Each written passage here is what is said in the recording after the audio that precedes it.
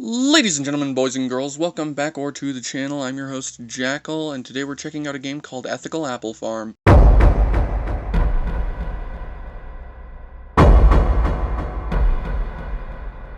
Starting off the game, I am left with nothing but a tree, a couple flowers, and a weird shrine to my name. The shrine, completely unimportant, I will be destroying that. However, the flowers can be sold for money, and the tree will give me apples in order to start this capitalistic mayhem.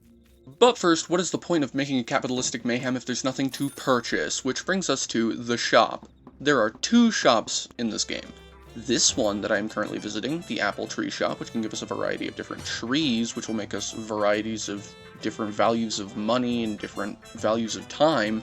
And then there's the other one, which is marginally more fun and marginally more useful. Behold, the peak of this game, the supermarket shop, where you can buy GMOs, sprinklers, ovens, everything you could ever want, including turrets, auto sellers, and even, my personal favorite, factories. Servants are able to pick up your apples and shake the trees so that you no longer have to shake the trees, because in order to get the apples, you have to pick the apples, which is such a grueling process that I totally couldn't do without fairly paid workers. With enough money now that I have from picking apples by hand like a plebeian, I can now afford a servant hut. As I said before, this will drastically improve our performance, and by that I mean this guy will pick apples at about a tenth of the speed I do, but I no longer have to do anything but sell them. Welcome to existence, little guy. Don't expect to be fed. With time having passed, we can now afford our first factory. This is when my morals come into question. See, personally, I believe that the environment is very important. I also believe that in this economy, money is more important than the environment. This is not because I disregard the creatures of the earth, more because I regard my own ability to survive. That being said, welcome to the world of industrialization.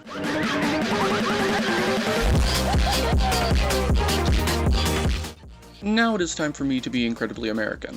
As declared by the Second Amendment right, I am glad to announce I am legally allowed to have my own well-regulated militia. This does extend to turrets, however, in this game I am going to be purchasing things that defy the laws of robotics. It is stated that no robot autonomously is able to hurt a human being. However, at this point, I'm not even sure if the health inspectors are actually people. I mean, they don't seem to sleep, eat, or any of that stuff, so, screw it.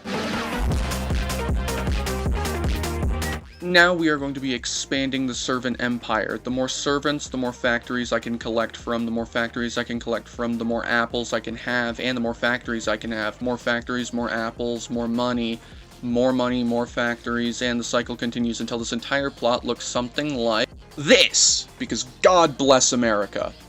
That being said, we do have a lot of work to do, so I'll get to moving time at a nearly imperceivable rate, and you'll go back to listening to Bad Piggy's funk.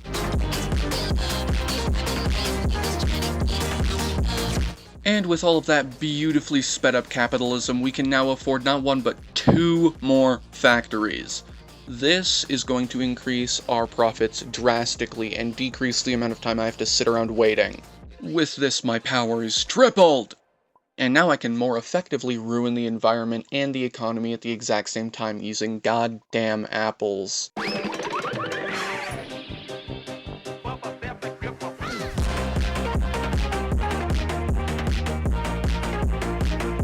Though sadly issues do arise. One thing I've noticed is that the pollution in the form of globs, as you have just seen, hurts a lot.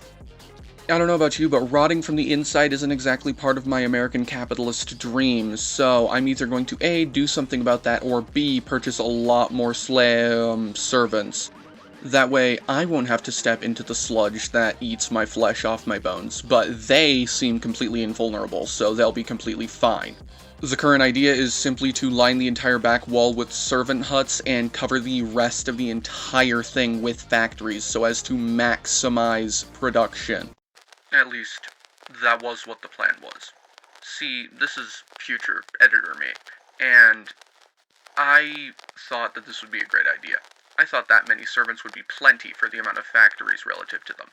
What I didn't realize was that in order to avoid creating lag, The game despawns apples after a set of time, or after there's a set amount, and that makes things drastically more difficult.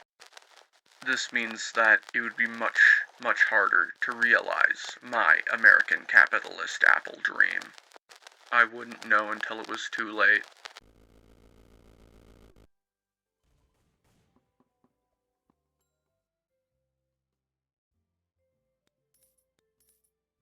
Much time would pass, and my dream would rise from this to this.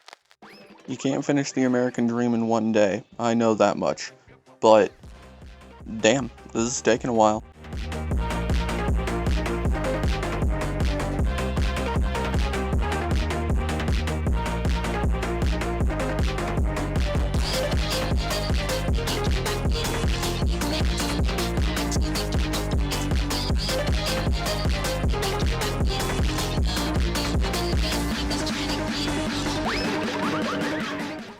Things were starting to run along relatively smoothly since that big mistake. However, I still had much to do. Only about a line or two were left of my tycoon, and I needed it filled. The wonders of capitalism, and it's only taken me half my lifespan. Then I discovered what would fill that final gap. I didn't want factories there, no. I wanted something better. I discovered something called the drill. So, let me get it straight. I start drilling with these things. They have the ability to pick up diamond apples of some sort, which I don't even understand because it's not even edible, but I guess it would still sell for a lot. And after that, I can purchase a stand from JoJo's Bizarre Adventure. But alas, I never did get my stand. My capitalist dream was left fulfilled, but no stando power. That gives me a good idea for the next video.